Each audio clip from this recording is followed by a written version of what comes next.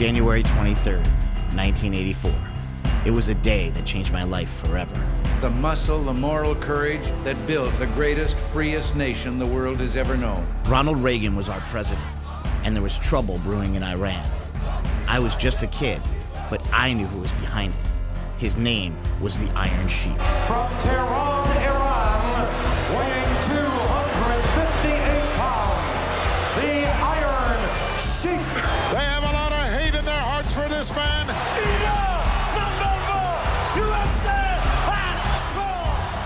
You see, Reagan may have freed the hostages, but the Sheik still had the championship belt. There was only one man that could save us. I am a real American. From Venice Beach, California, the incredible Hulk Hogan. And the Hulkster rips off that shirt. But 3 minutes into the match, Hulk Hogan was locked in the dreaded camel clutch. It's over for the Hulk. This move would snap the back of a normal man, but this wasn't a normal man. This was Hulk Hogan, and he was fighting for our country. The Hulkster got out of the camel clutch with the Sheik on his back, dropped the big leg, and he pinned the Sheik. Hulkamania was born, and the message was clear. You don't mess with Hulk Hogan, and you certainly don't mess with America. I must break you. Look what happened to Ivan Drago. He tried to mess with America, and Rocky kicked his ass.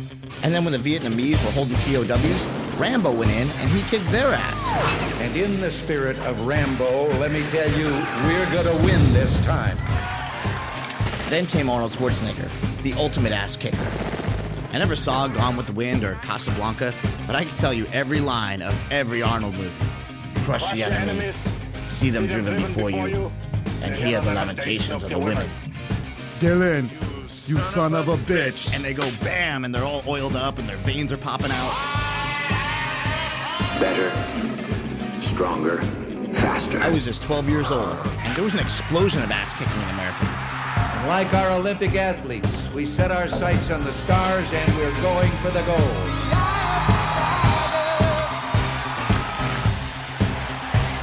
I wanted to tear off my shirt and be ripped, tanned, and larger than life. But in reality, I was a fat, pale kid from Poughkeepsie. You see, I come from an overweight family. My parents were always a little on the heavy side. I couldn't ask for a better mom.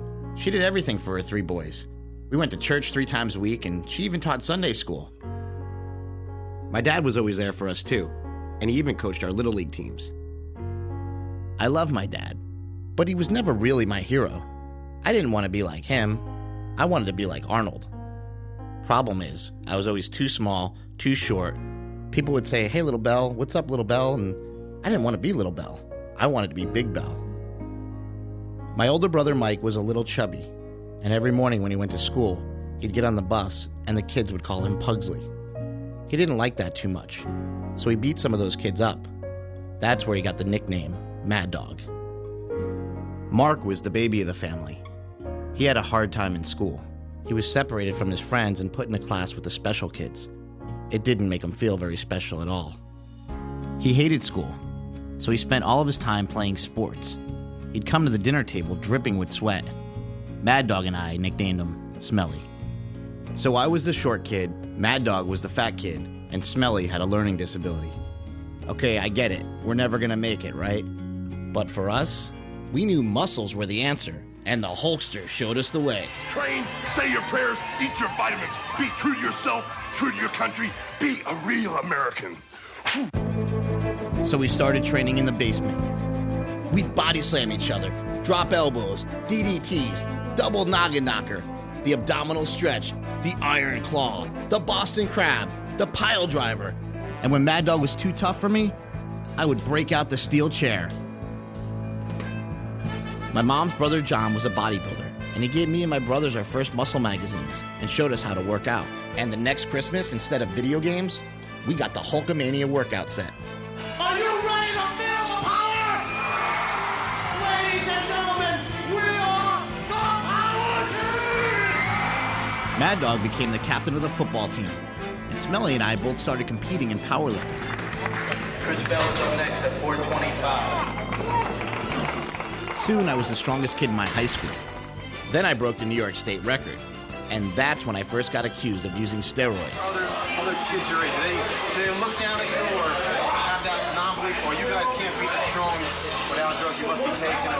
I knew guys who used them, but they were losers. If my heroes didn't need steroids, then neither did I. By the time I was a senior, I was one of the strongest kids in the country. Hulk Hogan was always talking about Hanging and banging down at Gold's Gym, Venice Beach, brother. I thought, that's where Arnold trains. That's where I need to be. I was going to be an American hero, and I was willing to do whatever it takes.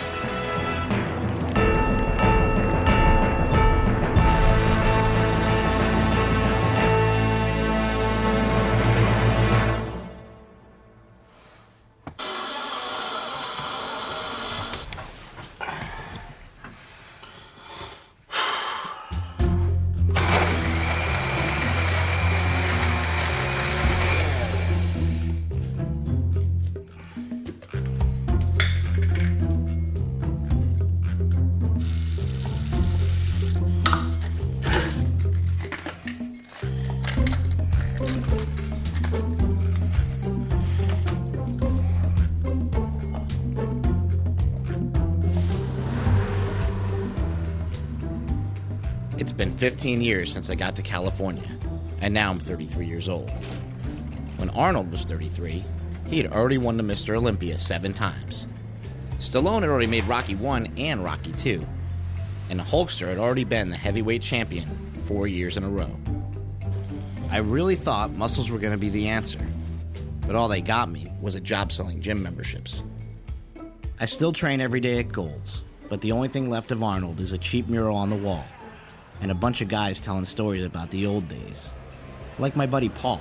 It's changed a lot in all these years, you know. Changed a lot? How long have you been here? Since 1980. Of course, Arnold was on the scene, and Arnold, nobody had ever seen anybody that looked like Arnold. Sylvester Stallone had just done the Rocky movies, and he was the type of guy that I could relate to. Paul even got a chance to work with Sly in Over the Top. I should be able to blow them away real easy. I couldn't believe the dream was coming true. And did you get a chance to do it again? No, but I'm hoping to get back in shape to be able to make that a reality. You can be on the street one day, and you can be in a penthouse the next. Anything's possible. This is my humble abode. Your humble abode right here? Yeah, it's... So do you actually live in the van? I actually live in... well, I sleep in it. Let's put it this way, yes. You should sleep in it? Yeah. And then you train over here? I train here, yeah. You would see vans like this. Guys would come from all over the world, sleep in their cars, this and that, anything to get a chance to train at Gold's Gym, because we had something special here. What would you say to people that say, like, you know, the dream's over, man, you're 50 years old, like, yeah. What would you say to those people? They're the ones that are short-sighted. Now, in 6 months, I could still be in the van, but if I can outlift everybody, I can out-squat them, out-bench them, out-deadlift them, who's the king? Guys like you and me can fulfill our dreams. We can train. Game ain't over. The sun is shining. And it ain't over. Is that gonna be me in 20 years? I did everything my hero said. I trained, I said my prayers, I ate my vitamins. Where did I go wrong?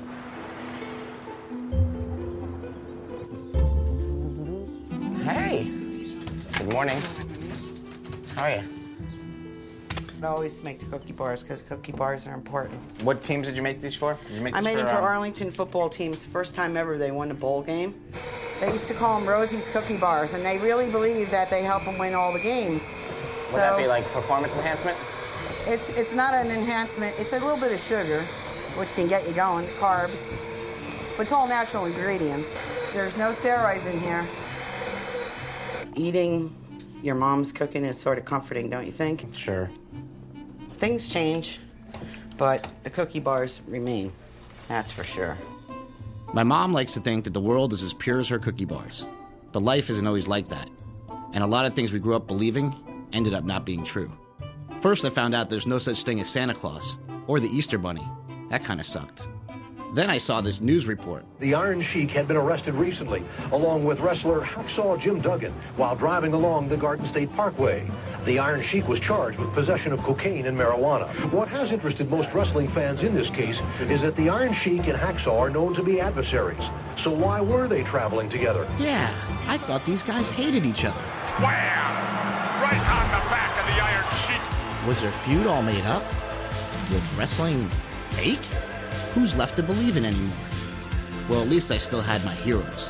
Those guys would never let me down. Today, Hogan admits the famous physique was the result of 12 years of steroids. Truth is, all my heroes had a dirty little secret. Hollywood actor Sylvester Stallone has been charged with importing bodybuilding drugs when he visited Australia last month. Did you take steroids? I took them, up until the competition. I was always against steroids, and when I found out that all my heroes used them, I'd like to say it didn't bother me, but it really did. I can't imagine how my mom would feel if she found out that both of my brothers are on steroids right now. My older brother started using steroids when he went to play Division I football at the University of Cincinnati. When I got to Cincinnati, the practices were so grueling, much more than what I expected. Coaches would say, you got to get bigger, you got to get stronger, you got to get faster. Was it intimidating? Oh, man, a lot different than I thought it was going to be. He called me from Cincinnati and asked me for money for steroids. And I said, what do you need that for? He says, because I can't compete here. So I'm like, well, I don't know what that is. It sounds like drugs. He goes, it is drugs. And I say, well, I'm not going to send you money for drugs. If you want drugs, go get a job. I remember at one point, I think you maybe came home for a break or you did something, and you told me, hey, come here, help me out. And you pulled down your pants, and you're like, you have to inject this into me. And I hated it, because I was totally against steroids. I hated it. And you're like, come on, just do it. You have to do it. You got to help your big brother out, man. There was no decision at all. Everybody else that was doing well was on him. Shortly after getting on the juice, Mad Dog quit college to pursue an even bigger dream. Oh, look at that now. Here we go. Mike Bell. I couldn't believe it. That was my big brother wrestling on TV. By Bell. Oh, man. Mad Dog wanted to be a superstar, but he was what they call a jobber. That's the guy they pay to get beat up to make the other guys look good. He didn't care, though. He was going to get himself a contract and headline WrestleMania. Why did you even come in the ring? You should have gone home, dummy. But he never got the contract. And eventually, the WWE stopped calling. Why did you think you didn't make it? Probably mostly my own fault. I went from being a guy who used steroids to a guy who used steroids and pot, and I still needed to escape reality. So I started taking ecstasy, cocaine, acid, painkillers. Mike Bell is where he does not need to be now. He's in the wrong corner, and he's paying the price. Mad Dog always told me that he'd rather be dead than average. And when he thought his dream was over, he couldn't cope with the failure. So I had a bottle of liquid lead, a bottle of NyQuil, and like 4 boxes of sleeping pills. I went down to the river, down by the railroad tracks, parked my car, took everything. And he had tried to walk into he tried to walk into the Hudson River. So did you take all the sleeping pills? Everything. The lead additive? There's no way I should be alive right now. There's no way. It's 10 years later, and despite everything that happened, Mad Dog is still trying to get that contract, trying to keep the dream alive. I've been all over the world, from Singapore to Louisville, and it doesn't matter. You line them up, I'll knock them down. I can see why you never made it. It's all right. Mad Dog used to wrestle in front of a television audience of 10 million people every week.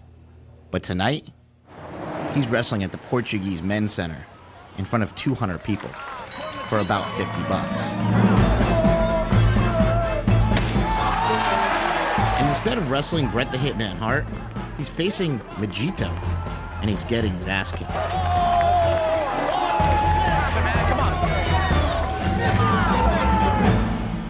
My baby brother Smelly was always trying to keep up, and despite everything that happened to Mad Dog, he followed in his footsteps anyway, becoming a pro wrestler and using steroids. The reason I decided to use steroids was simple. I just needed to get bigger. That was pretty much it. But unlike when Mad Dog started using steroids, Smelly had a wife to consider. When you got married, did you ever think that your husband would be injecting himself with something? No, I mean, that didn't even enter in my conscious thought. When I first met him, he was against steroids. I mean, he was just like, you don't need to do it. I've never done them. I just don't believe in them. I was pretty upset about it because I didn't want it to come to that. I was kind of scared. I didn't want to inject this oil into my body. I thought I was just, I thought I was weird. He's not a huge guy, he's 6 feet if he's lucky. And so I knew that it was definitely going to help because, that's what it does, what steroids do. So make you bigger. She basically said, do what you need to do. Here's Jake with the daddy. After their son was born, Smelly decided the life of a pro wrestler was not exactly what he wanted anymore. Here's my little Jake in his swing. You know, looking back on it, I don't really know what the hell I wanted. Having a contract means that you belong to the WWE and you have to travel. I was married with a kid. I mean, that's really all I need. A house, a kid, and a wife, I'm set. 1, 2, 3. They settled down in the suburbs, and Smelly even opened up his own gym. Yeah, my little brother gave up the wrestling dream for a respectable family life. But he didn't quite give up everything. Now that I'm into it, I realize it's not really all that bad. I love steroids. I mean, I think I'll probably be on and off of them probably forever. This is what you train for. This is what you do. Come on, boy! I thought that we had an agreement that he did it for wrestling, now he's not wrestling anymore, so naturally I thought he would just stop. In my mind, there's no excuse for not being as strong as you possibly can be. You do what you got to do to win. Come on, Chris, let's do this now. Let's give it up for him. It's a lot of weight. There it is. Come on now.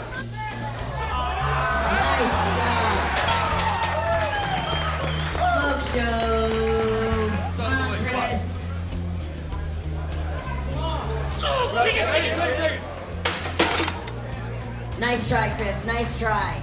If you are apprehensive about taking a steroid or you're apprehensive about trying some new methods, then maybe you're not cut out to be a champion. In first place, Mark Bell. I guess I'm not cut out to be a champion. Because I tried steroids, but I felt so guilty I had to stop. You gonna win worst overall lifter? Yeah. And now I can't even compete in the sport I grew up loving. I mean, my baby brother just beat me by 130 pounds. We all grew up in the same house. So why are my brothers fine with steroids, but I'm not?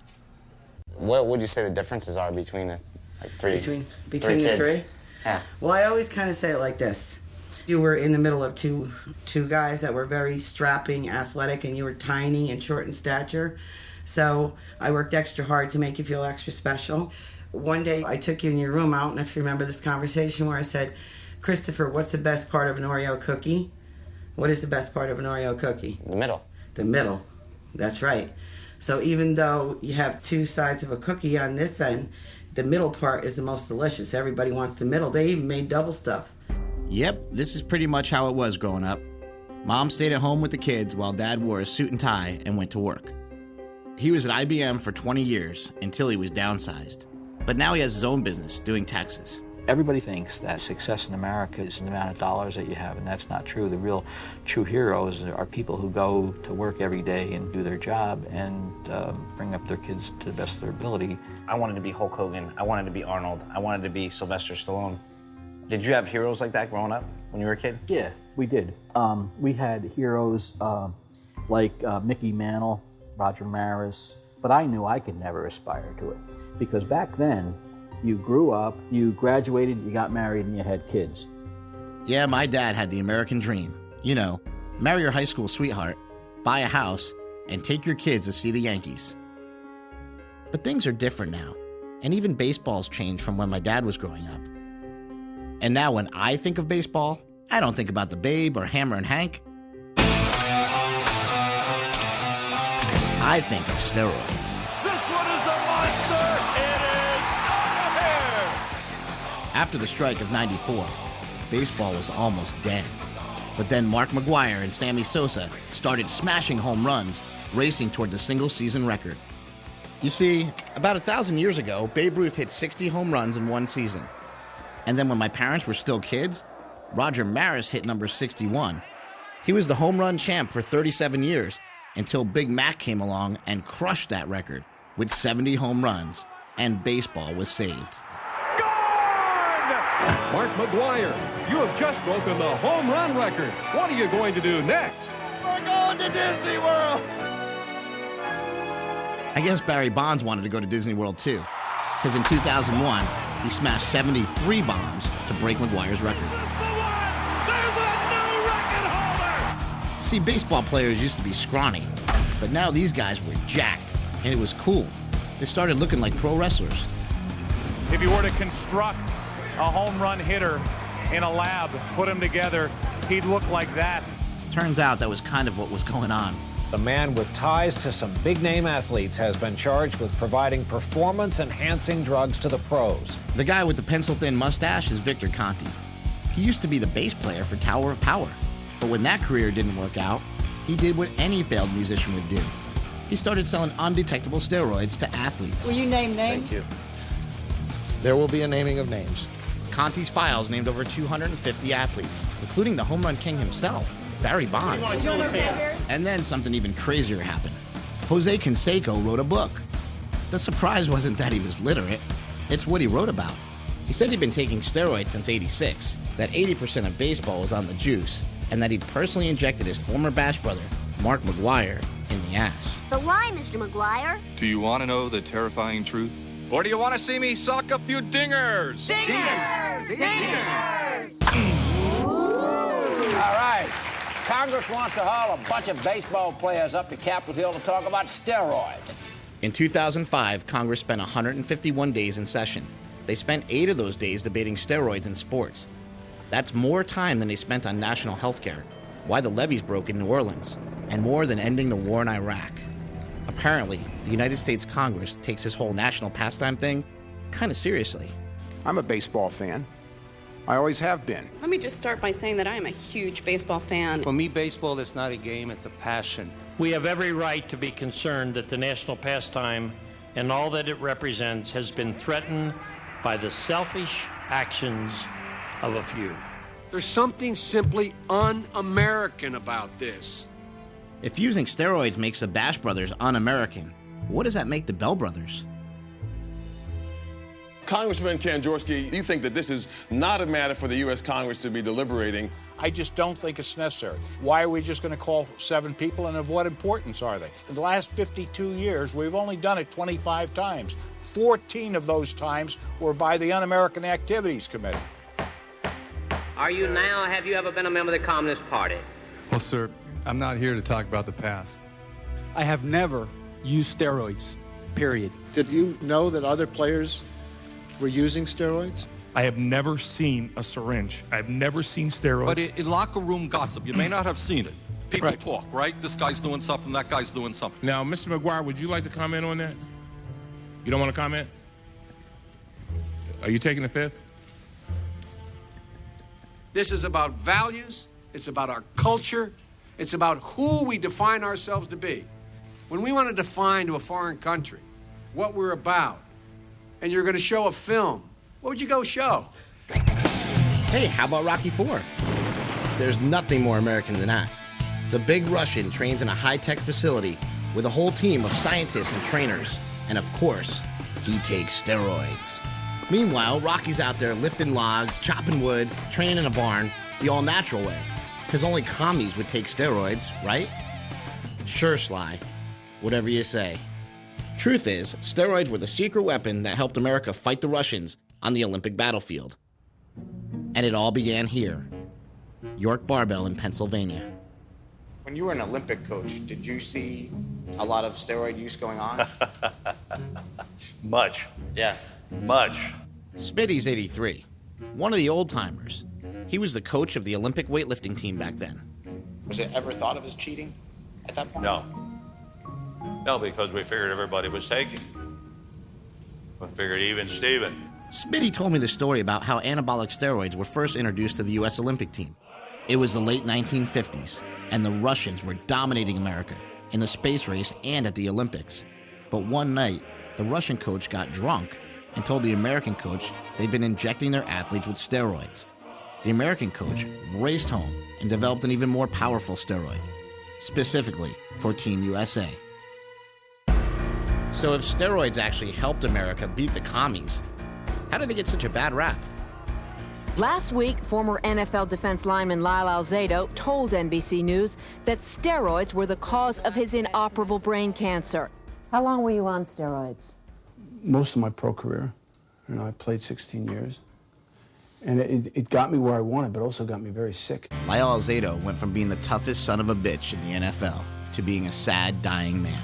Everything I saw on TV taught me that steroids kill. Some alarming news about steroid use tonight. A drug bust in Phoenix, Arizona. Not for heroin or cocaine, but for something just as dangerous. Health damage from steroids can include heart, joint, and reproductive problems. This is a drug that kills. But what happens is these retarded idiots that give us the news, these talking heads that babble on TV, give us this rhetoric that comes from not one single expert. And they say ridiculous things like steroids will kill you, they'll rot your kidneys, they'll give you cancer, they'll do all these horrible things that are just not true. John Romano is a senior editor of a bodybuilding magazine, and he disagrees with what his media colleagues think of steroids. Well, how come we hear constantly in the news that people are dying from taking steroids? Show me the bodies. Lyle Alzado. Lyle Alzado didn't die from steroids. I trained with him for 2 years. He didn't die from steroids. I know he died from a brain tumor. I don't know of any of my colleagues that link his central nervous system lymphoma to his use of steroids. Dr. Charles Yasalis has published over 70 articles on the use of steroids and is one of the top experts in the world on drugs in sports. Are steroids killing people? Good question. They've been used in medicine since the late 1930s. I hope we haven't been purposely killing people. Can they be used safely? Yeah. These drugs are a boon in the medical profession. They're a miracle drug for people with, muscle wasting. They are, a miracle drug for burn victims, for cancer patients, people recovering from surgery. And for people with AIDS, like Jeff Taylor. Jeff has been fighting HIV for 25 years, and he says steroids saved his life. Back in '92, I was down to 2 T cells and very sick. I developed PCP pneumonia, both my lungs collapsed, and I almost didn't make it. I came out of the hospital weighing 125 pounds. So I started researching and found a clinical trial in LA. It was studying Anavar, an old bodybuilding drug, to test how it worked in people with HIV. So I signed myself up, got a fairly high dose, and responded amazingly. I gained 30 pounds in 6 weeks, and I gained 300 T cells. So these drugs have cognitive powers. If you're sick, they'll help you. If you're a healthy athlete, they'll kill you. How can you say that steroids are a national public health crisis when you have people dropping dead at a rate you can measure by the minute as a result of alcohol and tobacco?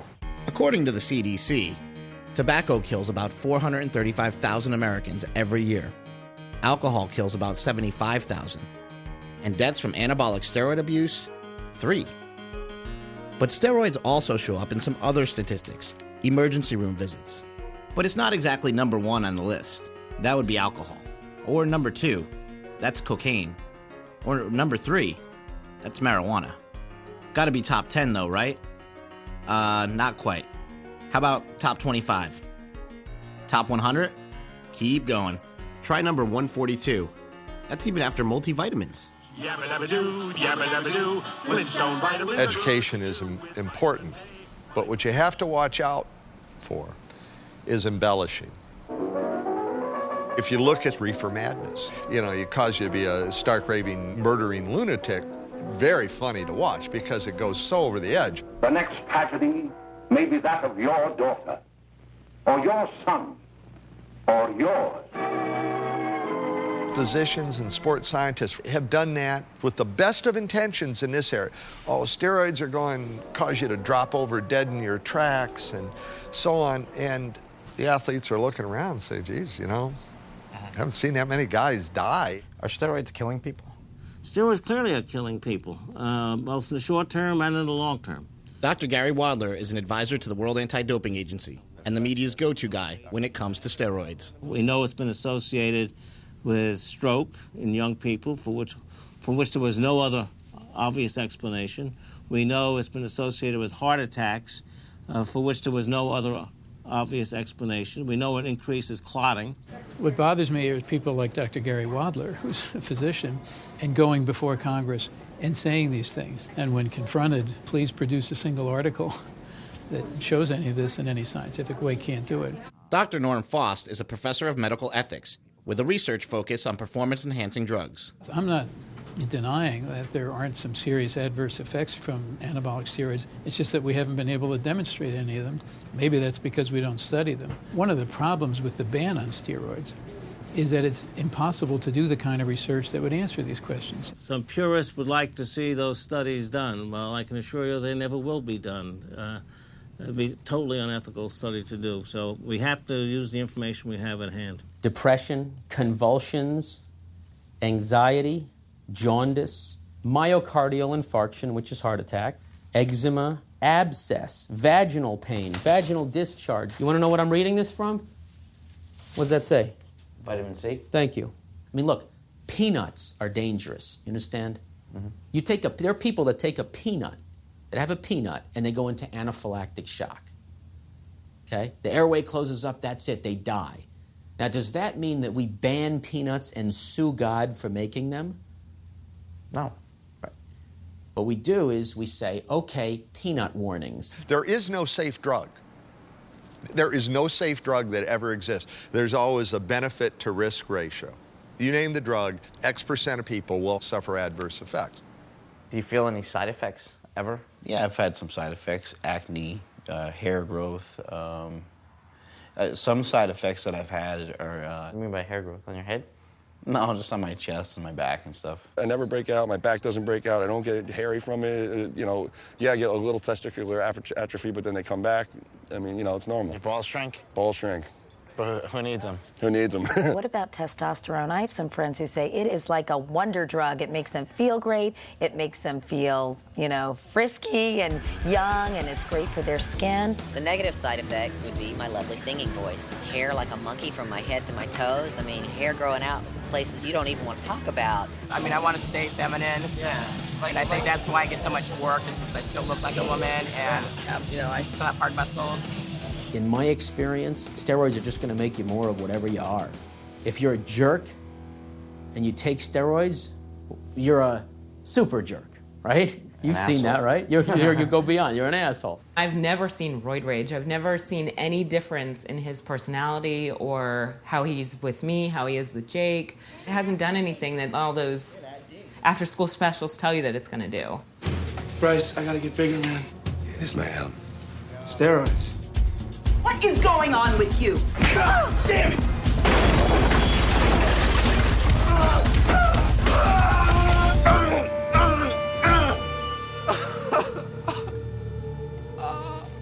While I was visiting my brother and his family, they told me they were thinking of having another child, but that another possible side effect of steroids was on their minds. If you couldn't have another kid, would it be something that you regret because you did steroids? Yeah, if it was simply from that, yeah, I'd probably regret it. But there's a lot of things people regret in their life, so I'm not, you know, it's a decision I made, and it's a decision I'll have to live with, whatever the consequences are.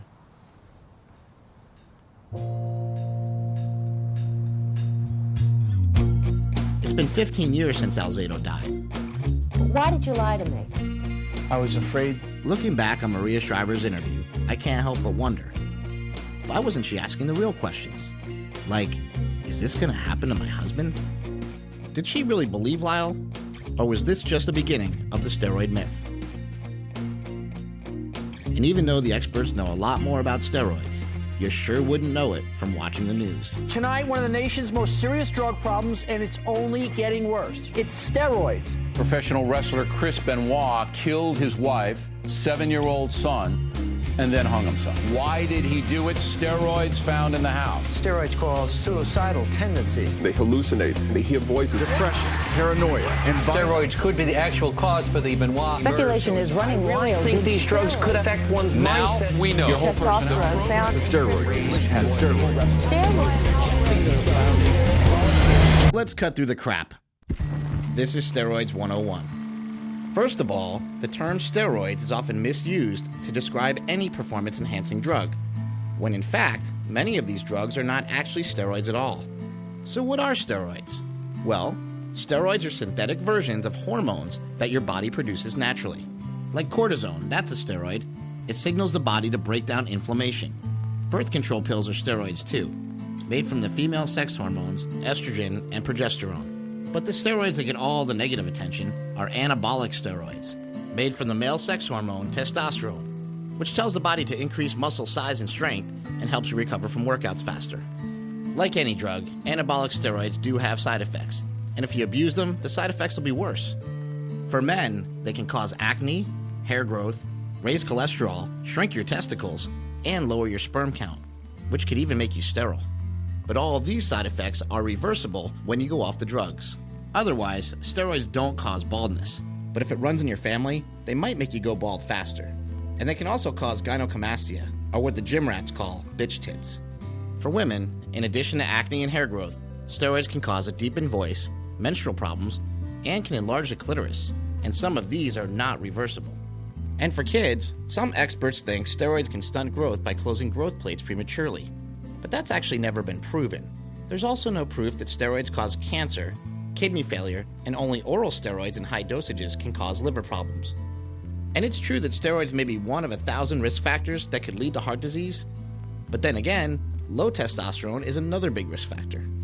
And roid rage? Steroids can increase aggression, but that only happens in about 5% of the population. And even then, they can't make you psychotic.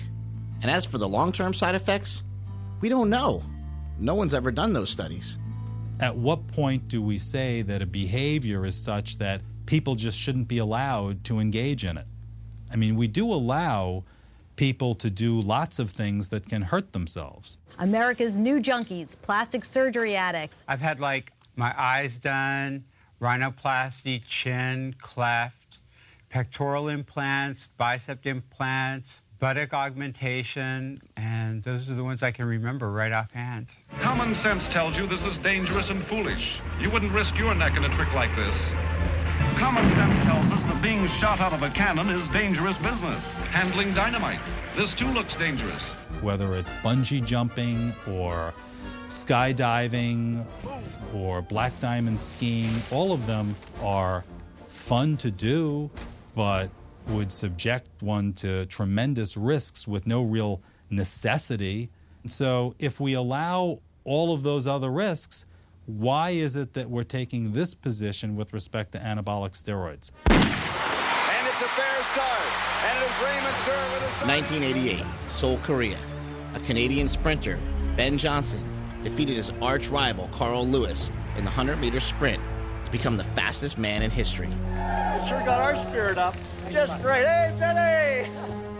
But 24 hours later, he tested positive for steroids, and they gave the gold medal to our guy, Carl Lewis. There was a international uproar over the idea that this Canadian sprinter had gotten an advantage based on his use of an anabolic steroid for its performance effect. And Congress responded by holding some hearings. Ben Johnson would not have been in the finals. He probably would not have been on the Olympic team had he not taken steroids. Congress wanted to pass a law that would control steroids the same way as drugs like cocaine and heroin. And they called experts from the DEA, the FDA, and the American Medical Association. But they all testified that steroids should not be treated like illicit drugs.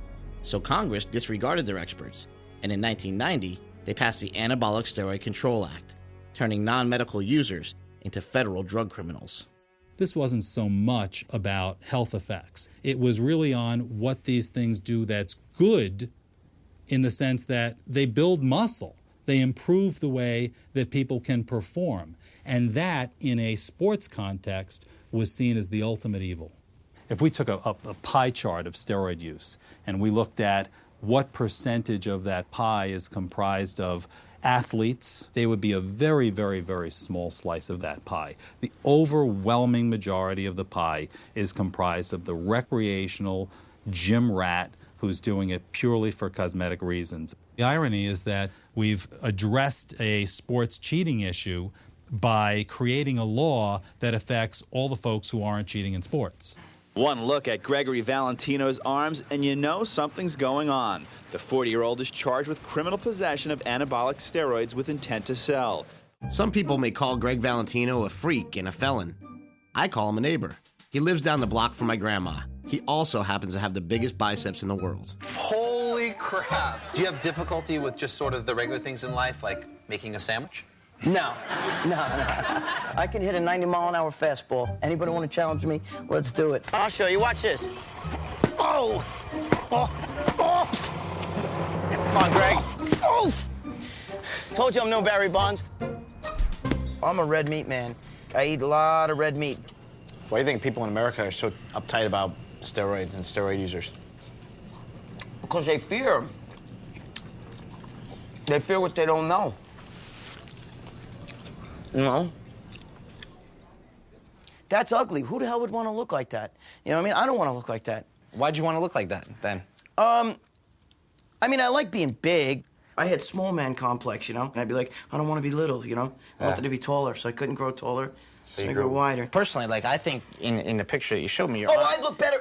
Your arms look a lot better there than they look now, right? I mean, without a doubt. Agree? Without a doubt. I would rather look like that. Do you think girls look at me and go, oh my God, that's hot? They're like, that's fucking gross. I walk into a club and the hottest girl could be there with her boyfriend. And her boyfriend will see me and mush her in the face to get over to me just to say to me, like, dude, what the f***? You're getting attention from the guys, not from the girl. Oh, I don't give a shit. It's attention, you know what I mean? I can't explain it to you. It's like a mindset. Does that make sense or no? But I'll tell you what, when I'm done, my biceps are humongous. Humongous. Like that, bam! For myself, I'm kind of on the fence. I have two brothers, they're both taking steroids right as we speak right now. I don't know if I want people to think I'm not cheating, or to look at me and say, wow, you know, like, you really have a great build, you know, but do you think I should take steroids to get there? I think steroids are as American as apple pie. We live in a society today that you got MTV and reality shows. Madonna's making out with Britney Spears, rap music and all that shit, and you're worried about steroids? Kids are like, F you, cop. F you, man. Playing video games like Grand Theft Auto where you're killing cops. That's worse influence, in my opinion, than steroids will ever be, than Barry Bonds hitting home runs. There's a big difference between a kid taking steroids, who's only had hair on his dick a couple years, as opposed to a grown man looking to perform better at a better level in sports. And where is Schwarzenegger in all this? I mean, he is the poster boy for steroids. He's the poster boy for, hey, look at me, look what I did. I came, I conquered, I kicked ass. That autobiography says he was doing it when he was 15, 16. Hey, he won the Mr. Universe at 19 years old. 19. Did you ever see what he looked like when he was 19? Do you think it was God-given genetics, or do you think that maybe he took the performance enhancers? A lot of people idolize these guys, whether it's a rock star, bodybuilder, movie star, whoever. And all of a sudden you get to meet them. And man, is it a letdown. Because they're never, ever what they appear to be. The guy you see in public like this has got the middle finger under the table going like this. It's never what you see is what you get. It's what you see is what they want you to see. Everybody idolized Schwarzenegger growing up. Everybody thought, man, I want to lift weights and live a pure life like Arnold, and I'm going to eat all my vegetables and take my protein shakes. Maybe I'll move out to California, train at Gold's Gym, and I'm going to get really big. I'm going to win contests. I'm going to be a movie star, too. Please welcome a man whose story embodies the American dream. One thing I learned about America is that if you work hard and if you play by the rules, this country is truly open to you. You can achieve anything. Dude. That is a pipe dream. That is a pipe dream, okay? To get where Arnold got in life, you have to be willing to step on a few fingers and step on a few friends and fuck a few people over. You don't get to that level without that. In this world, you're either the Barracuda or you're that little minnow swimming around like this. And Arnold's the Barracuda. And we all exercise a little bit together with the dumbbells. Come on now, let's do some presses here. In the same year that George Bush Sr. signed the Steroid Control Act, he also made Arnold Schwarzenegger the chairman of the President's Council on Physical Fitness. So I'm confused. Was the president saying that a former steroid user could still be a role model for kids? You gonna exercise? Yeah! You gotta pump up muscle! Enter Steve Rogers. Too puny to be accepted by the Army, but willing to risk death for his country. He's changing right before our eyes. Suddenly it is over. And America has a new champion. Why do you think in America superheroes are so important? People need heroes, whether in real life or in fiction, because they need somebody to inspire them, something to aim for, somebody to try to be like. I think any boy would want to be built like Arnold Schwarzenegger. Did you ever want to be big and muscular like that? I wanted to be a little, when I'd go to the beach, I used to wish that my arms were a little stronger, you know. I looked more like the 98-pound weakling. Did that ever inspire you, that Charles Atlas comic strip? Did that inspire some of your characters? It inspired everybody. Let me teach you how to become strong.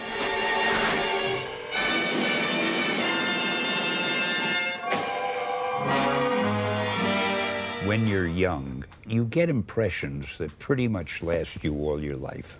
If you step up and show up and play hard, you're going to play. All right, get a break. Rock and roll, fellas. We're in the weight room. Smelly's now a coach for the local high school football team. Kind of like Arnold, he just wants to give back to the kids. Going to school was pretty painful for me.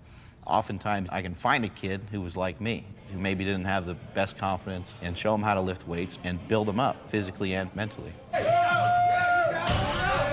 He's the kind of guy who would get in your life and just totally turn it around, like, keeps me going, you know, keeps me motivated about something. When he works with those high school kids, that's his passion. Not a lot of kids have, like, a strong male figure in their life. I mean, a lot of people, they're usually very selfish, but he's not. I mean, I've never really met anyone that's like that. There's a gym in Columbus, Ohio, where the strongest guys in the world train. It's called Westside Barbell, and this is where Smelly learned from his role model, Louis Simmons. I've got a philosophy like many. When you go to war, you go to kill. You don't go to get killed. There's nobody in this place that's not trying to be the best athlete in the world. Everybody here's trying to achieve an elite level of success. Pretty much as you're a kid, you always want to be the strongest, you know what I mean? I always want to be the strongest guy. And I still want to be that, you know what I mean? Take it up, in 1959, my father showed me a book. It was about the Russians taking testosterone. So I said, well, what the hell? You know, first chance I got, I'm going to do some of this. And so I did. I've actually been on anabolic steroids for 36 years.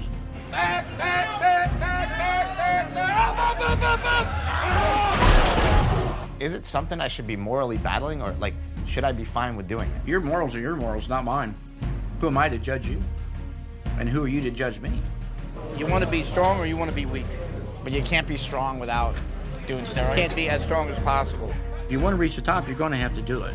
Everybody thinks anabolic steroids is an easy way out. The people that train for anabolic steroids train way harder than people that don't.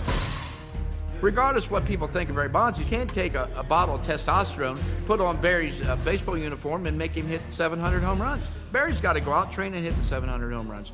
But what if a scientist came up with something better than anabolic steroids? You see cows, you see immense, powerful cows. They basically have changed their genes.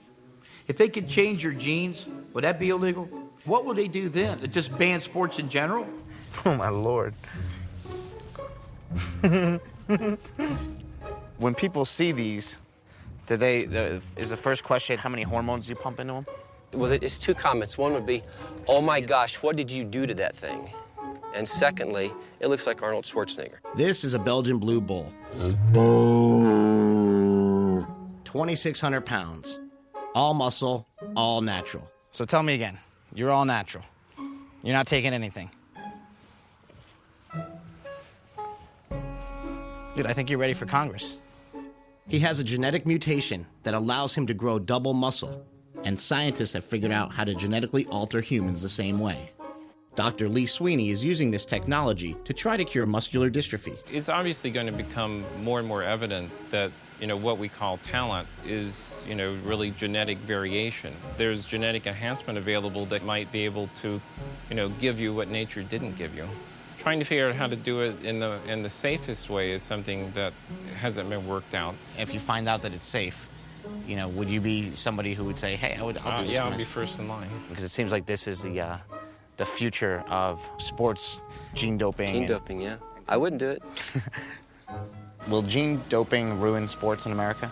I don't think so. I mean, I think anytime there's a new technology, everyone says, okay, we have to stand back and think about what this is really going to mean to society. And I think that's the debate we will come to in the coming decades. Good sportsmanship.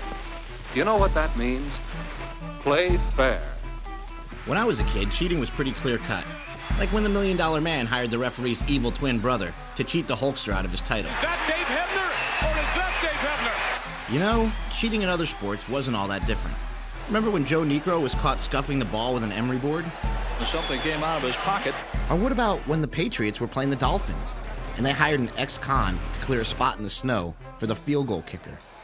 You can't do that. I think it's the most unfair thing that I've ever been associated in. Or like when Rosie Ruiz won the Boston Marathon. The mystery woman winner, we missed her at all our checkpoints. Why take steroids when you can take a bus?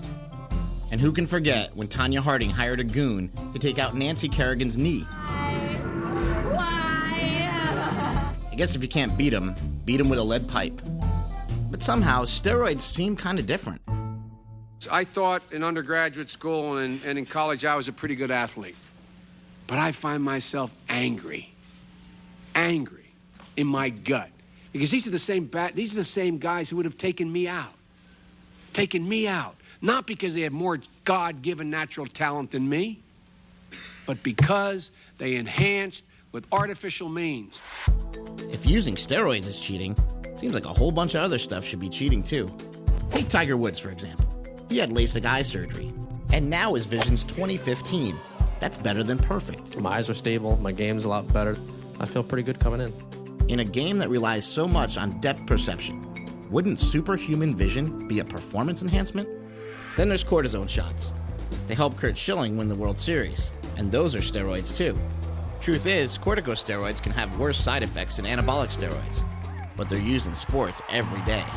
He had a 20-minute cortisone shot after Monday's match after his back tightened up. Here's an even more confusing example. Floyd Landis claims that he did not take steroids to win the Tour de France. Truth is, I didn't use testosterone like I'm accused of doing. I didn't cheat. I didn't do anything outside of the rules. I won the Tour clean, and I deserve to win. I'm proud of it, and I always will be. But he did sleep in his own altitude chamber. I got my altitude chamber out by the garbage these days. So you made this? Yeah, it's not actually that hard to make. I didn't make the pipe. I just got the pipe from some construction site where they were putting in a water main. Is the result pretty good? For me, it makes a difference, yeah. And how long do you stay in here for? Sleeping there all night, I don't know, 6 or 7 hours. Is your wife like, what are you really doing? like I'm going to go sleep in the chamber? She hates it. So you just climb in there? Yeah, you want to try it out? You won't have a monitor in there, but I have it set to like about 13,000 feet. See, sleeping in an altitude chamber produces a lot more red blood cells, which means more oxygen in your system, which means more endurance for a cyclist or a long-distance runner. There are 4 ways to increase your red blood cell count. You can sleep in an altitude chamber, like Floyd, or you could just train at the U.S. Olympic Training Center at 6,000 feet in Colorado. Then there's blood doping. That's when you draw your own blood a month before the big race, then re-inject it the night before. Finally, there's a drug called EPO, which simply tells your body to produce more red blood cells. So that's 4 ways to do the exact same thing, but 2 are allowed and 2 are cheating. You done yet? Hey, that's kind of weird. No, it's nice, man. Once you get used to it, it's nice sleeping in there.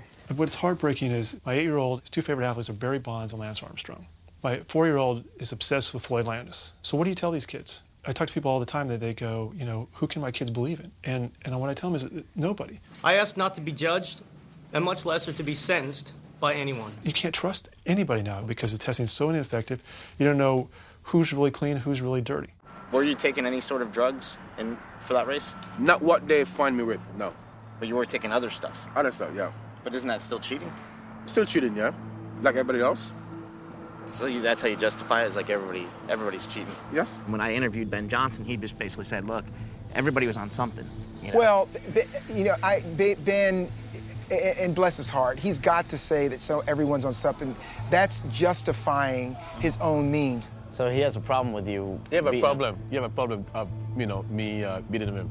Yeah. When we were taking that victory stand, we were on the stand, and he got the gold medal, he didn't smile. He never smiled, he never celebrated, and the thing is, he couldn't really inside share in the joy of winning. He cheated. You cheat. Everybody cheats. Nobody's in this world is perfect. Nobody in his life is perfect. Nobody. They know that in 1988 that, 6 Americans at least test positive in Seoul, and they ushered up because the biggest money comes from America. So who's gonna get shafted? Americans or Ben Johnson? I think that Ben Johnson was unfairly singled out. I think that there's always scapegoats. Is there a lot of drug use going on in Olympics? Oh, absolutely. Absolutely. Dr. Exum was the director of anti-doping at the U.S. Olympic Committee for 10 years. He thought his job was to stop drugs in sports, but his bosses had other priorities. He told me that over 2,000 American athletes failed their drug tests, including Carl Lewis, and they were covered up. Nobody believes Carl Lewis ever failed a drug test. Do you have any proof? Oh, certainly. We have just boxes of proof for everything that I say. There it is, book 3. Here's a letter from then Executive Director Baron Pittenger to Mr. Lewis. I must confirm that analysis for your specimen B was positive for pseudoephedrine, ephedrine, and phenylpropylamine. Is that what it is? Phenylpropanolamine, yeah. IOC banned stimulants. By policy of the USOC, this finding is cause for disqualification from the Olympic team for the 1988 Summer Olympic Games in Seoul, Korea. Wow. This was basically a letter that said that you had failed the test and that there was a consequence to that failure. As you all know, that didn't come about. You actually received a letter or a call Yes. that you had failed a drug test because of some stimulants? Yeah, it was like a cold medicine type thing, an herbal supplement. They made up this term. It was called inadvertent use. An athlete took something without meaning to take it or without meaning to gain an advantage from taking it. And so they made that up to basically kind of let people off the hook? Oh, yeah. Carl's story is, you know, it's been a cold medicine, it's been a tea, there's been some kind of a nutrient. It's a stimulant. So you're saying these athletes, they know what's on the banned substance? They totally know. I mean, they are bombarded with the banned substance list. A lot of people say you failed the drug test, you raced against Ben Johnson, and that maybe, you know, the gold medal should go to the guy next place. I understand. There are a lot of people that are going to go to their grave saying, I know he did it. And you know what? The hell with him. You really cannot fault the athlete for doing that. You can't fault Carl when Carl's belief is that the system sets some rules and that you need to follow them. And they made an exception in his case. They made an exception in a lot of people's cases. But it's the system that actually teaches athletes to think that way. You know, for me, the whole level playing field was a myth. If we could not do anything to take doping out of sports, then doping was meant to be in sports. The first all-drug Olympics opened today in Bogota, Colombia. Athletes are allowed to take any substance whatsoever before, after, and even during the competition. Oh, he's pulled his arms off. He's pulled his arms off. That's got to be disappointing to the big Russian. Yeah! What has made every major sport multi-billion-dollar entities? Well, after you distill it all down, it's the desire of the customer, the fans that fill these seats and others, to see bigger-than-life people doing bigger-than-life things. What do you think about athletes using steroids in sports? Steroids? I love it if they're on my team. I think it's totally wrong. Totally wrong. First offense, throw them out. I ain't cheating. You kidding me? Ready, go. Oh! It all gets back to money. As long as people continue to buy Mark McGuire shirts, Barry Bonds hats, we're feeding that monster. You vote for the Raiders by wearing the Raiders hat. You cast your vote for Nike with your t-shirt, you know. Every day when you pick $1 out of your pocket, you're voting. And if you don't like, you know, athletes juicing up, then don't vote to have that done. Don't buy their stuff. Don't go to the game. Do steroids. Become governor. Be big and strong. No girly man. The Giants, baby! Woo! Woo! Since the steroid scandals broke, sports revenue has gone through the roof. People are buying more tickets, t-shirts, and souvenirs than ever. So if this is what we the people are voting for, why did Congress get involved? They always tell you that if you have a problem, talk to your congressman. Lucky for me, my congressman is Henry Waxman. Hey, how are you? I'm fine. How are you? Very nice to meet you. Chris Bell. He's the one who called the baseball hearings in the first place. He's got to have some answers. I think it's important for sports figures in major league sports not to be allowed to use steroids under any circumstance. And for young people, we certainly don't want them to be using it. So the drug is a restricted drug. It's not a, there's not a, let me see. Brian, is it illegal to use it? It's illegal. It's legal in some circumstances. It's legal with a prescription. Medical prescription. Okay. It's legal with a medical prescription, and the other drug was the testosterone or just steroids in general. I think that they're also banned. They're already banned in professional sports. Brian, am I right? Speak up if I'm wrong. Yes. Okay. Well, these products are already banned. Cigarettes and alcohol are legally available, but not if you're under the age, and I think the age is 18 for both all around the country. Is it 18 or 21? I'm getting confused. What? 21. Okay, so strike that. That's all right. President Bush allotted $15 million for steroid education. Where is that money gone? I don't know. Do you know? Okay, we don't know. Okay. So. There's a war on drugs, and congressmen want to look tough on drugs, so they just demonize them all. And they say, oh, these are our children are being exposed to them, they're going to kill our children, and they just paint everything in black and white, and they really don't see the areas in between. For those of us who live in the gray areas and whose life depends on it, it's a very important issue. Politicians are always looking for an issue to get behind. They're always looking for something to be able to say to the public, hey, look at what my legislation's doing. Look at what my bill has done. I'm out there. I'm protecting you. I'm protecting the children.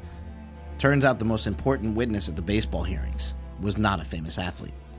Taylor Hooton was a 17-year-old kid who committed suicide, and his father blamed steroids. I believe the poor example being set by professional athletes is a major catalyst, fueling the high usage of steroids amongst our kids. And parents across America should hold you accountable for behavior that inspires our kids to do things that put their health at risk and that teaches them that the ethics we try to teach them around our kitchen table somehow don't apply to them. Please help us to see that our children's lives were not lost in vain. You have the power to do something about it, and we're counting on you to do so. Donald Hooton coming in and putting a human face on it was more powerful than the statistics or any of that stuff. On average, 5,000 kids a year commit suicide in America, and most parents never know exactly why.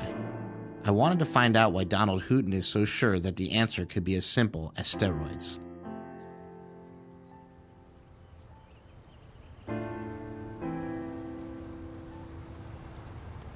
How you doing? Fine. Chris Bell. Don Hooton, nice to meet you. This is a very, very competitive community, all the way from athletics to business.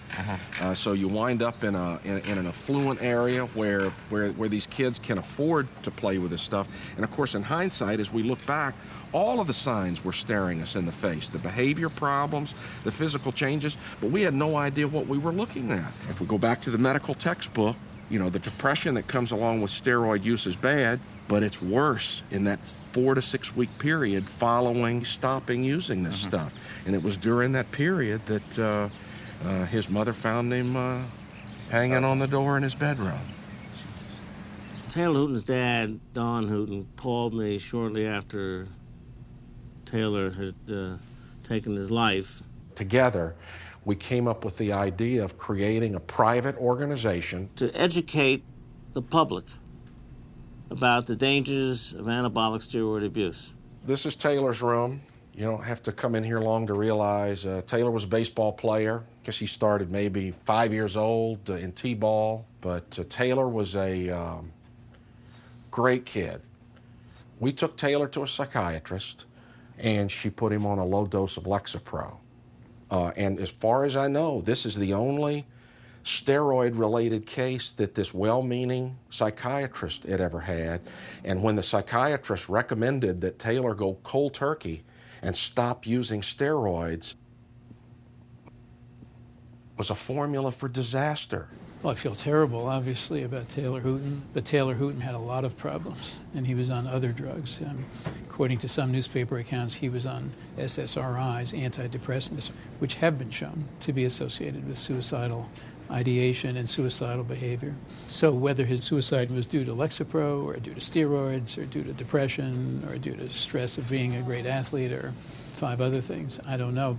Do you think that perhaps, when I look on the on your website for the Taylor Hooton Foundation, do you think it's a responsibility to include antidepressants in there just in case there are critics, or just to raise the awareness of how dangerous perhaps antidepressants may be?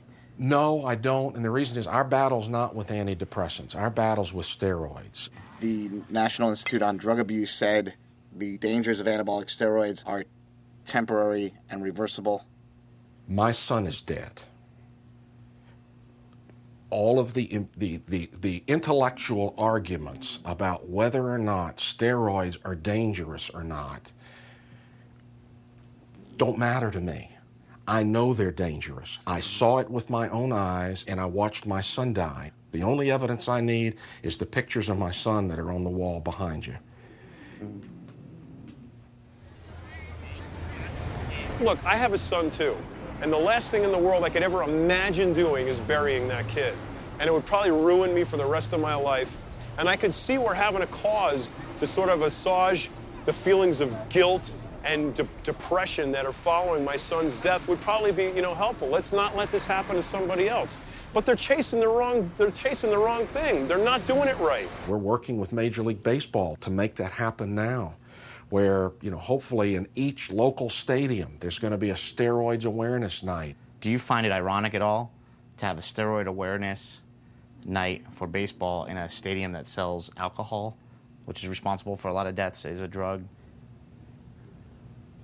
Alcohol's legal to sell, and we can argue all day long whether tobacco kills and whether alcohol kills, and there's a clear distinction in my mind between tobacco or alcohol and steroids and methamphetamines and coke.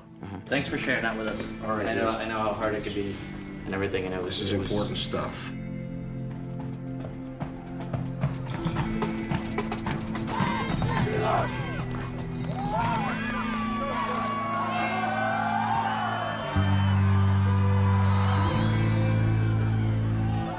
Anybody who asks me about it, I let them know. I tell them why. I tell them, how much I take. I'll tell them anything they want to ask me about them. What about the kids?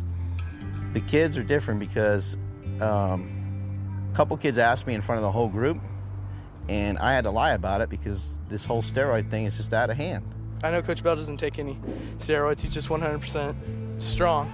I think somebody asked if he was ever on steroids, and he said no, and I completely believe him. He just teaches that steroids are basically, there's a cheap way out of doing hard work. I say they're not for kids. Steroids are not for kids. That's plain and simple. You should achieve some things naturally, and then maybe you should think about them when you're, an adult. The main reason why I don't take steroids is because he got into my head that I don't need them, that I got the potential right now as a teenager to get as strong as I want. What good would it do them to know that I take steroids? It wouldn't do them any good. They'd just be like, oh man, he's a cheater. Would you ever tell our parents that you do it? If they ask me. I only cook 2 pounds. I hope it's enough. We went to church all the time. I grew up in a great family. I don't think I could ask for anybody better to be parents, And when I went to USC, I didn't do any drugs. I didn't do anything. So you're a good boy. And then I got to a point where I actually tried steroids. I tried Winstrol, which is injections. You injected a needle in yourself? It's just in the muscle. Yeah, because you get to a point where you're like, I'm kind of getting out of shape. I don't feel like I used to. The reason I stopped doing it was because I thought it was immoral. I thought it was so wrong and like, what if my parents found out I did this? I think it's really hard to hear that you tried them and everything, but... for you. It's not hard for me. What I'm saying is that it's hard to hear it. And what about Mark? How come you're staying big but you're not getting fat? Like, you're just all... I'm getting fatter. No, your face is rounder than normally. I put on body fat. You're about 7 or 8% higher than you normally are, wouldn't you say, for how much heavier you are? I have no idea. I don't really care either. He's already married. He doesn't care. Except Smelly's not saying anything. Don't let your brothers overrun your conversation. When you get caught with something, I think the truth is always the fastest way out of the situation. But it's not always the best way out. She's concerned, just being a mom, and she's just trying to, leave it open where I could say, yeah, you know what, I do them, and this is why, and I think that's what she's looking for. But she still never directly asked me, so until that time comes, I ain't saying nothing. People have a tendency to cheat at everything, and that happens with taxes too, just like it could with steroids or any other thing. It's human nature. It's the sinful nature of man My dad convinced Mad Dog and his wife to settle down in Poughkeepsie, and he's been doing income taxes for the same guys he used to wrestle with. I keep a couple things around, not too much. Big John always keeps it real. This just says, to Mad Dog, thanks for everything.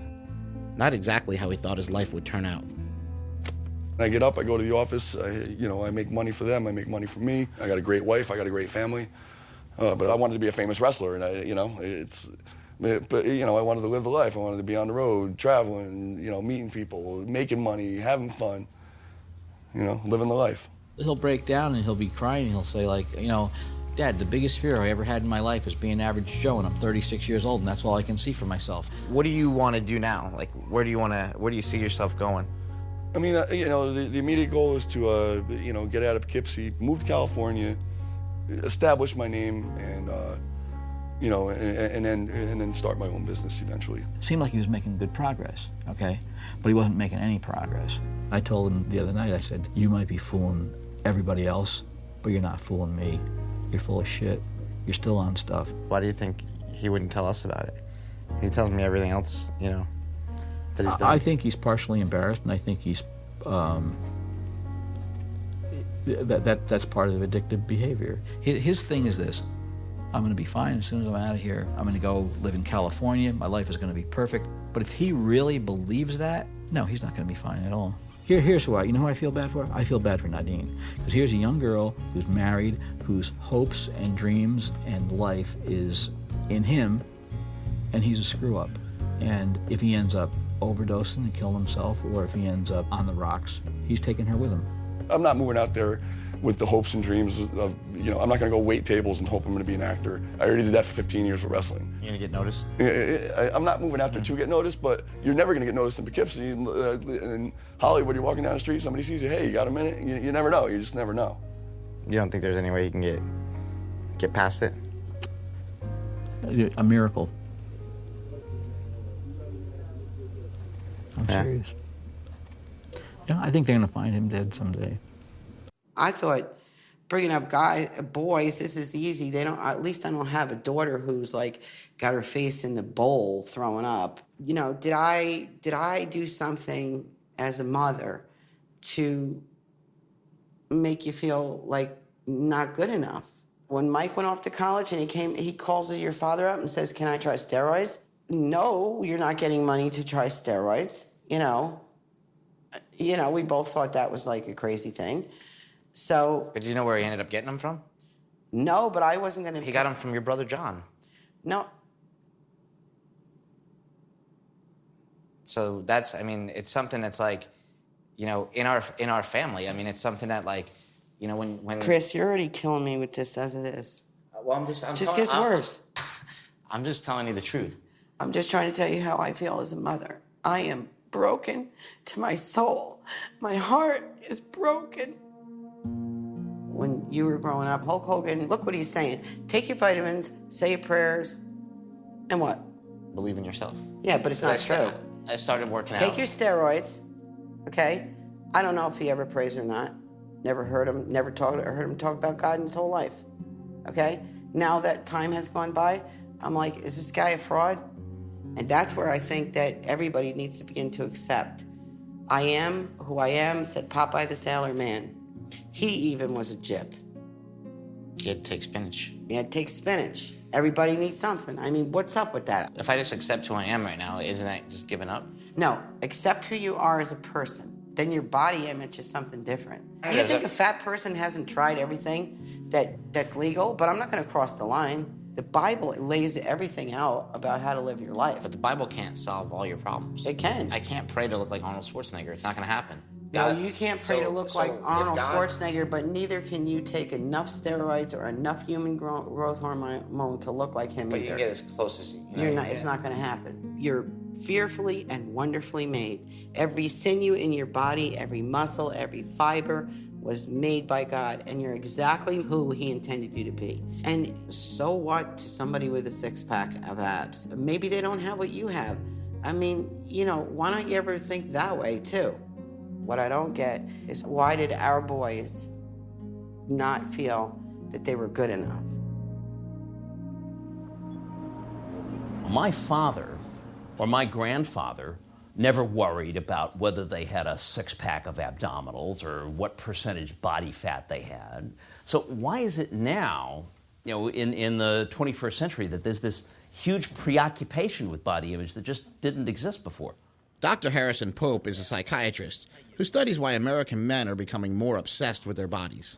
So here we have G.I. Joe from the 1960s. This is when he first came out at the time of the Vietnam War. He's a perfectly normal-looking dude.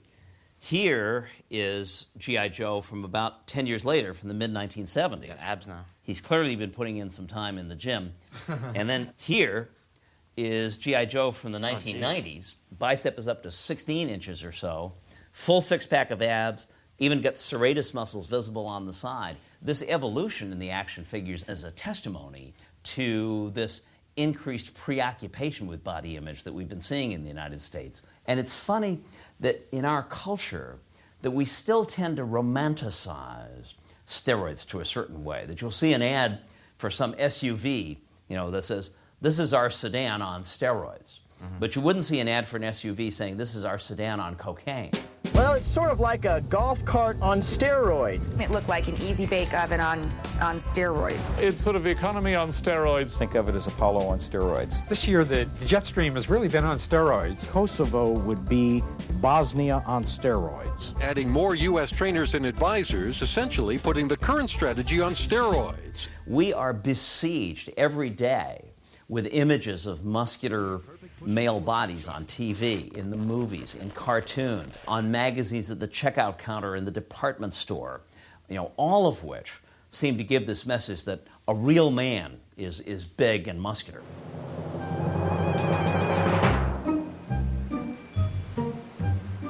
There you go, just like that. Good, give me some good abs, Christian. That's it. Saw Conan the Barbarian when I was 11. And at that moment, I said, that's exactly what I want to do. And I started to study Arnold and his achievements. So I started training with weights when I was 14. I started taking steroids when I was 16. So you're advertising a supplement. So a guy like me goes and looks in the magazine, and I see Christian Boving, and I'm like, wow, man, I want to look like that guy. So I go and take Hydroxycut or some supplement because I think that I'm going to look like you. But what I don't know is that you were taking steroids. Do you have any problem with that? That's a double-edged sword, my friend. How to answer this? If somebody looks at an ad with me in it and says, well, Christian Boving takes Hydroxycut, which I did, and I do, that doesn't necessarily mean that I don't take something else. And if they choose to believe that that's the only thing I'm taking to look like that, then so be it. They should be smarter than that. Is it misleading? Possibly a little bit, yeah. But is it a lie? Absolutely not. I'd say probably 80 to 90%, I'm not kidding you, of all the stuff I see in magazines is complete hogwash. It's ridiculous to me. I don't understand why there's this need in advertising to really manipulate things. The bone-thin fashion models, they get all kinds of eating disorders, and with men it's the opposite. They get the Adonis complex, and then there's all kinds of trouble ahead because you have all these kids who are like you and me when we were young, looking at all these people, and they're perfect. And how does that make somebody feel who's not as perfect as the people they're seeing? Not very good. So this stuff I've tried, loaded with sugar. Tried this. Tried this. Of course, I've tried this. Everybody, I think, has tried muscle milk. Tried this. Tried this. Tried all these drinks. If Speed Stack weren't enough, you have Extreme Speed Stack.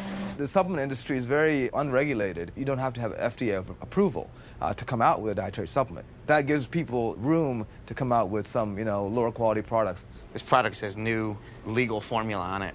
I don't know what the old formula really had in it. Belizean man vine extract. I don't want any part of that. Best if used by date and lot number on bottom of can. Yep. I always thought the health industry was about, health. Why does it feel like we're back in the Wild West? It'll clean your teeth and curl your hair. The best in the West. I wouldn't be dead without a bottle. Well, we can all thank the senator from Utah, Orrin Hatch. Look how good he looks. I want to get his brand. That's what I want to do. See, the health industry is big business in Utah. They make almost a quarter of all the dietary supplements in America. And supplements are a $24 billion industry. So you do the math. Making supplements used to be like making prescription drugs. You had to prove your product was safe and effective before you could sell it. Well, the supplement cowboys in Utah thought that was a real hassle. So they asked their favorite senator to change the rules around. And now you don't have to prove your product is safe at all. And the FDA has to prove that it's not safe if they want to take it off the market. What is this red goop? This is the Canadian version of Redline. We had to take out some of the ingredients that aren't legal in Canada. Thanks to this deregulation, the supplement industry exploded, and all sorts of new and interesting people got in on the action. Yeah, we were always a good team, whether we were selling drugs or whether we were selling a supplement like we are now. Jekyll and Hyde supplements, formulated to awaken your other side. Take this and all of a sudden you become the freak, the monster. Everybody wants to become a monster. If Valentino can make a supplement, I bet anyone can do it. Hola. How many guys you need? I need 2 guys. We're making dietary supplements, and I just need a hand with a couple things. It'll be really easy. Oh, yeah. All I need you guys to do is take the white, put it inside. Boom. First, you buy a bunch of really popular ingredients. But the trick is, I'm just going to use a tiny amount of each one. It's what we like to call in the supplement biz, pixie dusting. See, I can hide my secret formula behind the term proprietary blend and not reveal that it's pretty much just a pill full of rice flour.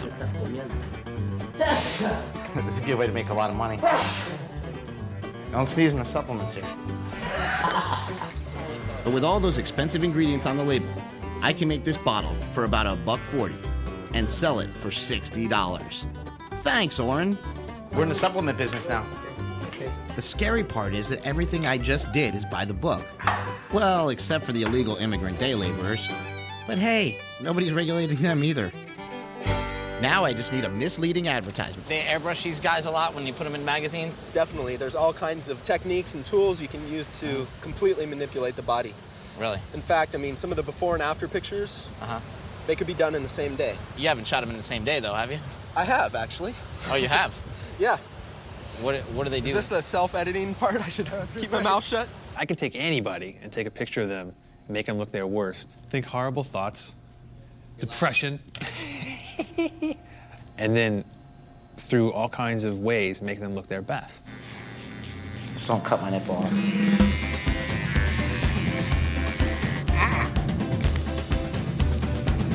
All right, I see here. Good. 1, 2, 3. Good. We can take it a step further if we want in the befores and the afters. Basically, you can take somebody and make them a little fatter or shorter. Are people falling for this?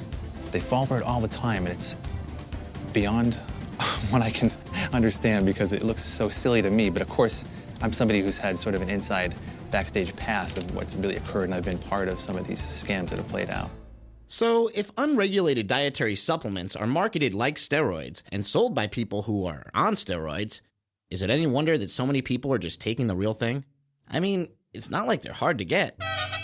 You can cross the border and buy them from a pet store in Mexico. Testosterone now? 50 milligrams. But it's for your dog or something, right? Oh, it's for my dog. Yeah, I forgot. Yeah. My dog's anemic. Or you can buy them on the internet, like Mad Dog. If you order it online, you can get the ship for $250 a kit instead of paying somebody on the black market $500 or $600 for a kit. Or if you have enough money, you can get it legally. This is the annual convention for anti-aging medicine. Booth after booth of all the taboo performance-enhancing drugs. Stanozolol. Hey, that's what Ben Johnson used. Nandrolone. Isn't that what Sean Merriman got caught with? Oh, and human growth hormone.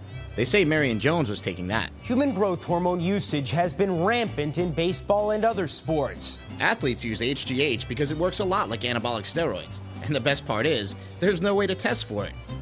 Here's how you get it. First, you go to your anti-aging doctor.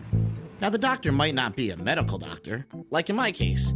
He's a chiropractor, and chiropractors can't prescribe drugs, but that's okay. He just has another doctor write the prescriptions for him. But be careful. Prescribing hormones for anti-aging is a felony. So you can't exactly tell your anti-aging doctor that you're interested in anti-aging. Not to worry, though.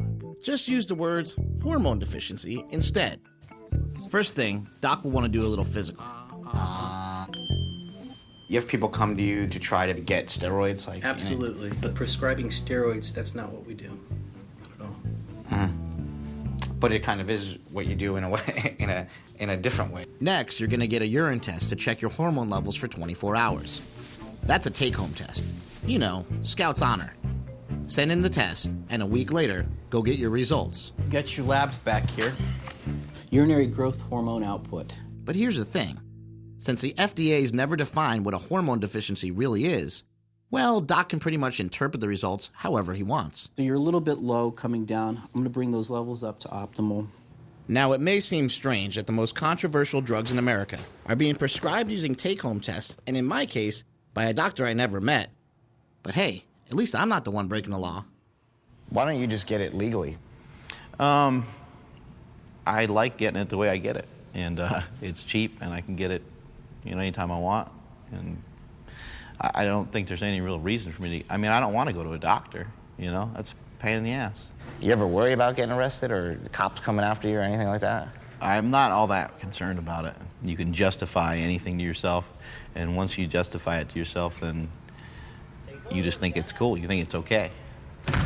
So, in my mind, it's okay.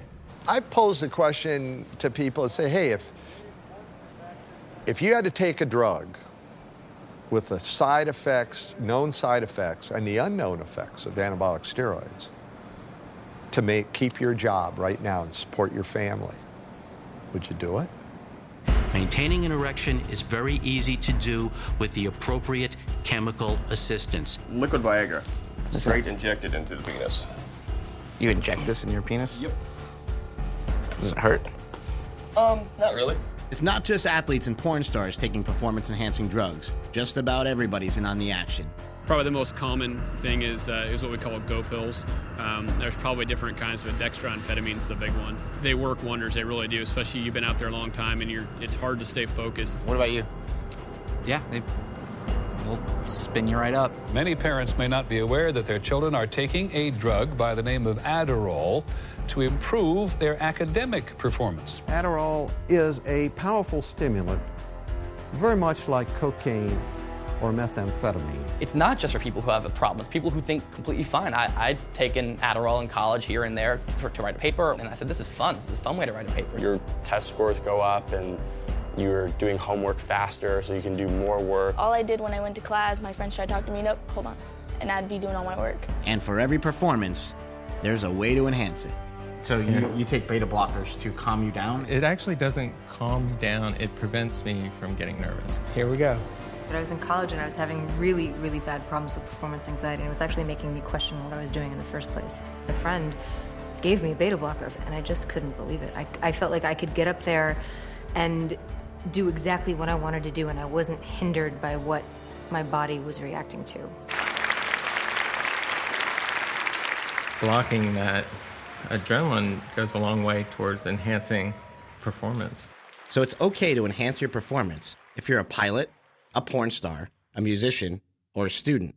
But if your job is to play professional baseball, well, somehow that makes you a cheater. Do you feel it's cheating? Not at all.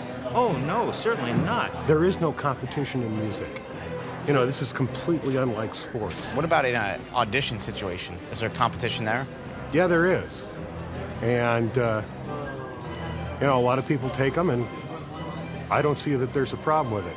Was there any sort of moral bridge across when you did it? Well, we're in the porn business. So there's not a whole lot of morals to begin with. Amphetamines in baseball, they actually take the same pill as a go pill. Yeah, for death. In the clubhouse, they're called greenies, and some in the game say they could be more common than steroids. In sports, you should play fair. In war, you shouldn't play fair at all. I've got some men on a road, and it looks like a piece of artillery firing at us. I am rolling in self-defense. Shack. In 2002, over Afghanistan, 2 American pilots on go pills bombed a group of friendly Canadians. I hope that was the right thing to do. Me too. 4 Canadian soldiers were killed. Doctors say the pilot's snap judgment to open fire is typical of someone on speed. The pilots were charged with manslaughter, but they blamed their go pills, and the charges were dropped. No other country in the world allows amphetamines in their air force, but in America, we require it. America's a very competitive place, and people will take advantage of really anything they can in order to help themselves in that struggle. I hate to say, the amount of beta blockers that they've got me on right now, California traffic doesn't bother me anymore. Really? It's too easy to get it from a doctor. Like you say, I can't focus in class, and a doctor prescribes it automatically. And when you got Adderall, you just went to the doctor? No. It's just passed around at school. It's passed around at school? Passed around at school. You turn on your TV, and we push drugs, right? Mm-hmm. You know, if you have a headache, use this. If you have a pain in your side, use that. If you want to go to sleep, use this. If you want to wake up, use that. We are the only country in the world that permits drugs of that kind to be advertised directly to the consumer. The American pharmaceutical industry spends almost $5 billion a year on advertising, and we in turn spend $250 billion on their drugs. That's more than any other country by far. Are we the most unhealthy people in the world? Or do we just watch too much TV? Everybody's on a drug. So why, because I'm on a drug, does everybody have to point the finger at me? Why am I the bad guy? Because you're on steroids. And steroids are bad.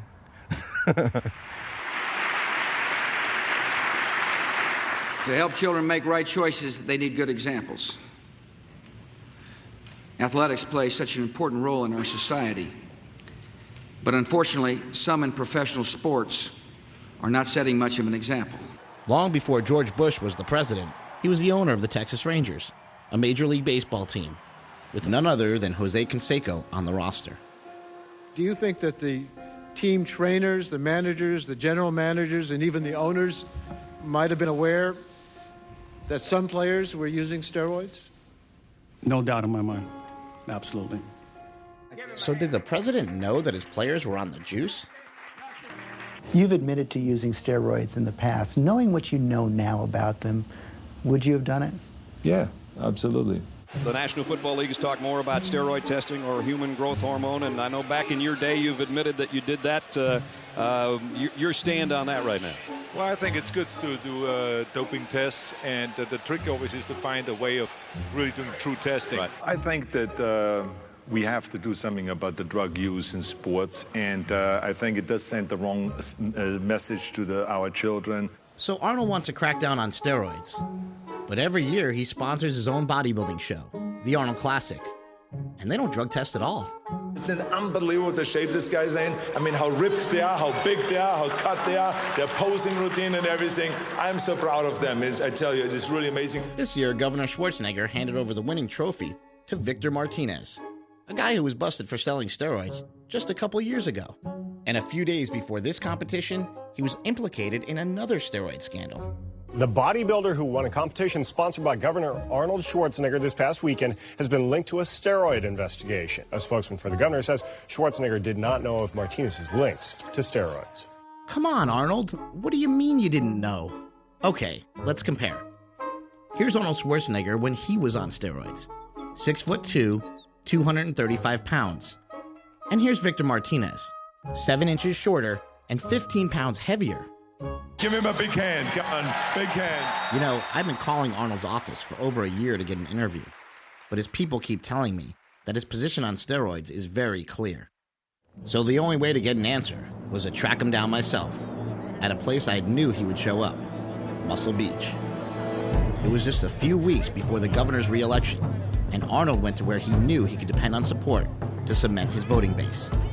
This was my big chance. I waited for hours. And finally, there he was. And there was this other guy, the tall guy, the one in the middle. He saw me. This is how politics work these days. The important thing when making an appearance is the photo op. The tall guy's gonna nod at me, then he's gonna point Arnold in my direction. Arnold, his instincts honed by years of being a huge star, instantly sizes up the situation, notices the various cameras, and decides to use me to further his re-election bid. And instead of talking about steroids and the cheating culture of America, he compliments me on my biceps. And we end up on the cover of the LA Times. Oh, there it is! Oh my God! Not that I mind. After all, it was kind of like a dream come true. Son of a bitch. But I still have all these unanswered questions. Let me tell you this, first of all.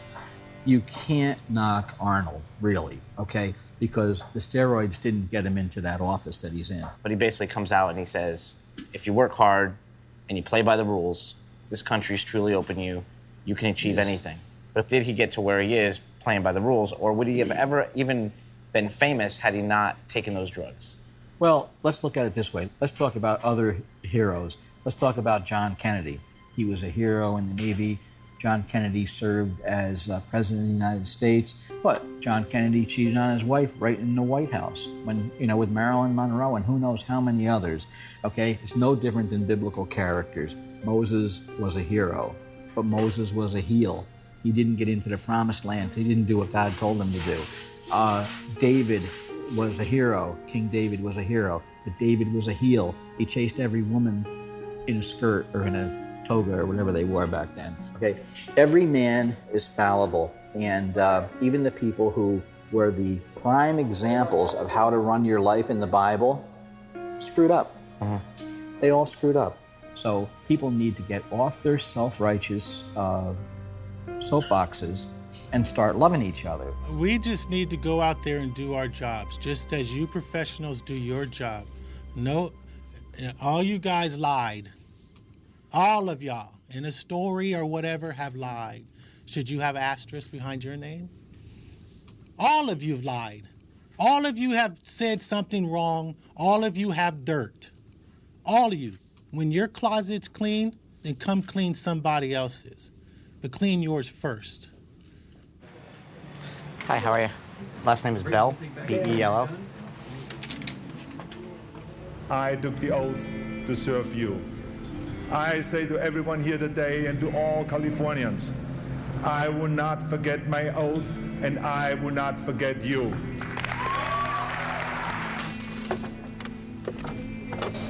A few months after I voted for Arnold, his people told Gold's Gym to remove all of his images.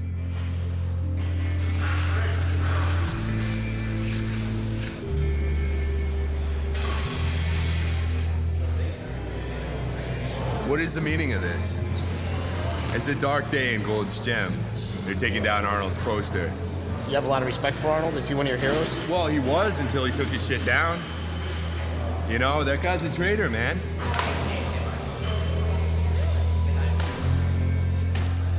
The gym feels different now. The old Arnold's gone. And somehow, this time, I don't think he'll be back. So you excited to be out here instead of in Poughkeepsie? Hell yeah, man. I got a job making 3 times as much money. My rent's just about the same, and I'm right by the beach, and I got a convertible. Right here next to the mirror, honey. Put a little muscle in it. There you go. Higher. So what do you plan on doing here that you weren't doing in Poughkeepsie? Geez, like having fun at life instead of hating life. Think it'll help you, like with your problems and stuff? Absolutely. I feel better already. Now that Mad Dog's in California, things seem to be going pretty good for him. He got a job working as a trainer at a local wrestling school. Now if I want to take it here, keep your face up, self. He'd actually make a great teacher. But that's not good enough for Mad Dog. He still wants to be a superstar. So this Sunday night, pay-per-view, Madison Square Garden, Hell's Bells will toll for you. Got it. Just not on like last week. I'm sick though, dude. Mad Dog sent his promo to the WWE, but they rejected him. Again. They said he's too old and not what they're looking for right now. You know, I want to believe that the world is good, but it's not, and I want to try hard, but why try when you can't win? Those who can't do train, it's just I never understood why I didn't. Yeah. You know? Like, what's the problem with just being like a normal guy? Like, what's wrong with just being normal? There's nothing wrong with it. Well, actually, there is something wrong with it. The thing that's wrong with it is that I was born to attain greatness, and I'm the only one that's holding myself back, and I need to attain greatness. I need to do it. You live down by the beach, you have a beautiful wife, and nothing's ever good enough. I can only imagine how she feels. And do you ever, think like, why am I dragging somebody else in this? I know that a lot of times she's crying herself to sleep, and I know that sometimes she doesn't go the way that she did when I first met her. And I know it's my fault, and it really tears me up. Yeah. Well, I mean, like, I worry every day that what I worry about is you're going to lose your job, you're going to lose your wife, and then you're going to lose yourself, you know? If I lose my job and my wife, what else do I have? I just feel that I have more to offer to this world, and I don't know exactly what it is or how I'm going to go about doing it. I know that there's something in here that's meant for the rest of the world to know.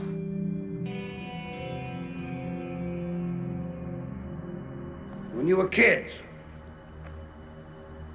you all admired the champion marble shooter, the fastest runner, big league ball players, the toughest boxers. Americans love a winner and will not tolerate a loser.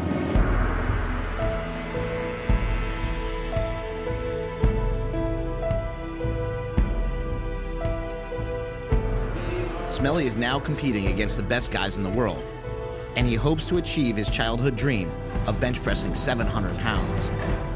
But he and his wife agreed that this would be his last meet on steroids. I knew that she didn't really care for it, but I didn't know it hurt her that much, and I didn't know she worried that much about it. It's definitely something that's not going to be easy to do. I don't necessarily want to do it, but you know, if I just stay on it and ignore her, then it's just being selfish. He's trying to have another kid, so he decided that this is going to be his last meet that he ever takes anything. How do you think that'll affect his lifting? It affected somewhat, but once he tapers off and has the child, he can go right back on. But he doesn't want to go back on him. His wife doesn't want him to be on it at all, ever again. The death of Smelly. You think so? Smelly will go back on. So you'll never take it again? I'll never take him again? Yeah.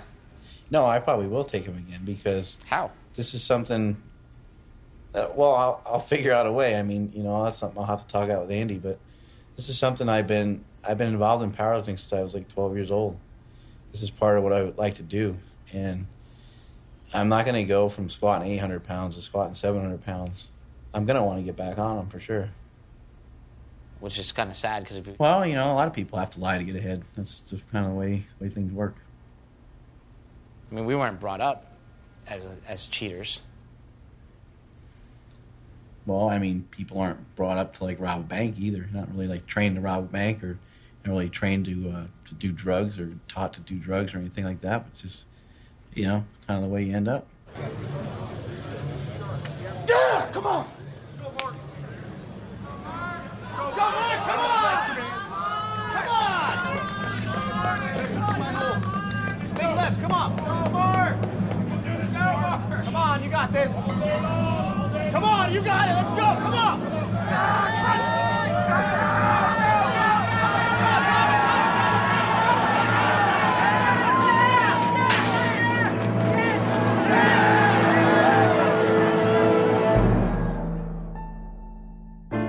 My baby brother is on steroids, and we all know it. But look at us. My dad looks like he won the lottery, and my mom's prayers have been answered. I was raised to believe that cheaters never prosper. But in America, it seems like cheaters always prosper. The use of performance-enhancing drugs like steroids is dangerous, and it sends the wrong message. That there are shortcuts to accomplishment, and that performance is more important than character. There is a clash in America between doing the right thing and being the best. Americans play to win all the time because the very thought of losing is hateful to America. It is over here! 7:56. Bond stands alone. In a culture where second place is the first loser, the real heroes are the ones who win at all costs. Everything I have, my career, my success, my family, I owe to America. This is America. We are the greatest country in the world. You could call us a nation on steroids. But what are those long-term side effects? For me and my brothers, steroids are not the problem. They are just another side effect of being American.